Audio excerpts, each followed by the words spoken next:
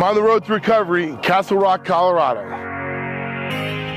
Live from Millville, New Jersey, I'm on the road to recovery. We're on the road to recovery in Morgantown, West Virginia at Mountaineer Field. And live in Scranton, Pennsylvania, I'm on the road to recovery.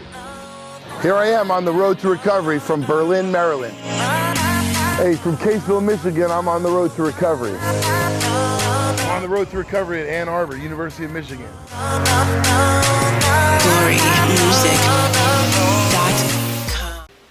Welcome to On the Road to Recovery, and this week I wanted to share someone that's not only a special guest, but special to me. My wife, Darla DeLeon. Her story of recovery is really by proxy almost, and her introduction to addiction, of course, was through me. Her recovery was amazing. She was in a prison as well, but her prison didn't have any bars. That's what she talks about, how my incarceration put her in a prison, but her prison didn't have any bars. Her story of recovery is compelling. It's very, very, very hopeful, and I hope you can share this with other people. This is my wife, Darla DeLeon. Hi, I'm Darla DeLeon, and this is my story. I'm sitting here in the most beautiful place called Leonard's Palazzo in Great Neck, New York. If you asked me 10 years ago if I would be sitting in a beautiful place like this waiting to go to a gala and award ceremony for my husband, I would say you were crazy. I grew up in a little town in West Virginia where alcohol was very prevalent. My dad was an alcoholic all through my years of school. One time they found him in a ditch as the bus was going by for school.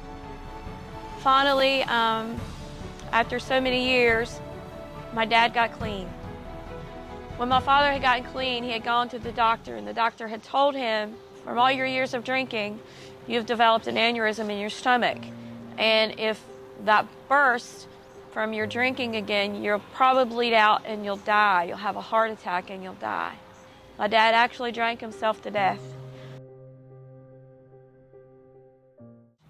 I met Michael DeLeon, the love of my life.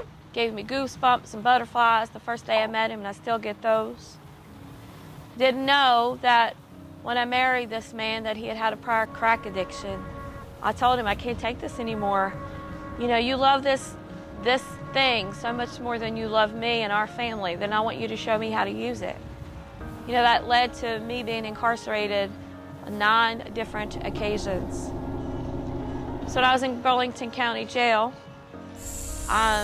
they had ROR'd me, and they never let me go. They didn't let me go, so they had given me a Bible. While I was in there, you know, I just opened up the book. Wherever it opened up to, that's where I started reading. I heard this overwhelmingly loud voice in my head, and it said, lay on your side. And so I laid on my side. I didn't know where this voice was coming from. I felt literally a blanket, the warmest blanket I've ever felt in my life, totally encompassed me from head to toe, and I instantly fell asleep. It was the warmest, most deep sleep I've ever had. So I finally got ROR'd on April the 6th, and again I have only flip-flops and a t-shirt and blue jeans, and it started snowing. It snowed about 1 inch to maybe about 2 inches within an hour. It was that much. So they released me, gave me a paper to get on the bus to go one way anywhere I wanted to go. So I watched this lady, and she looks at me, she's like, are you cold?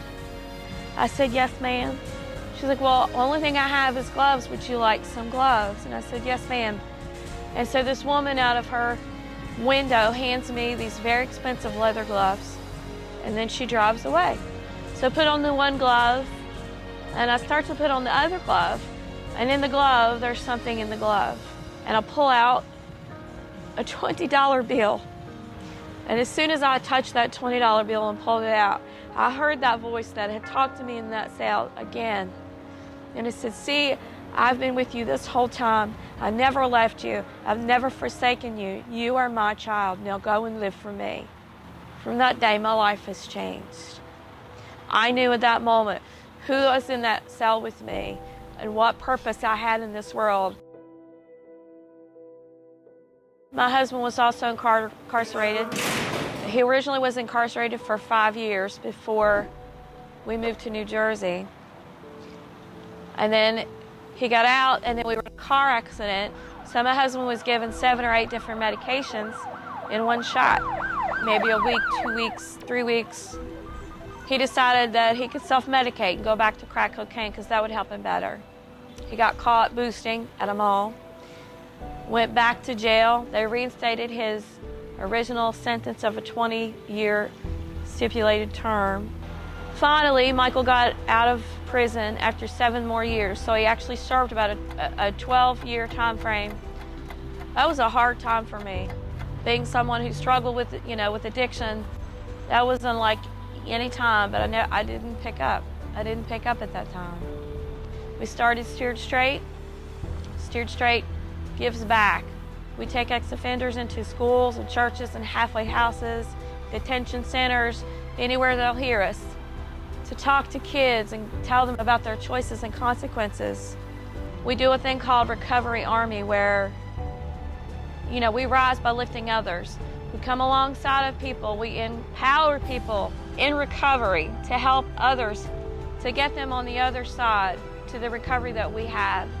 Recovery is a wonderful and beautiful and awesome, awesome thing.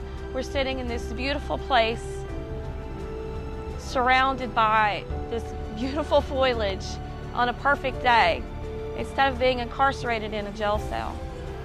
I hope that my story can give you a little hope, because there is hope beyond addiction. There is hope through Jesus Christ. There is hope because my higher power redeemed me and restored me. I prayed and he removed that addiction from me. He can do that for you. Darla, thanks so much for opening up and sharing your story. As I know it, many people know it, but now the world knows it. I'm so grateful for you, for your time, for your unwavering commitment and support for this project, Steered Straight, Drug-Free World, everything that we're doing.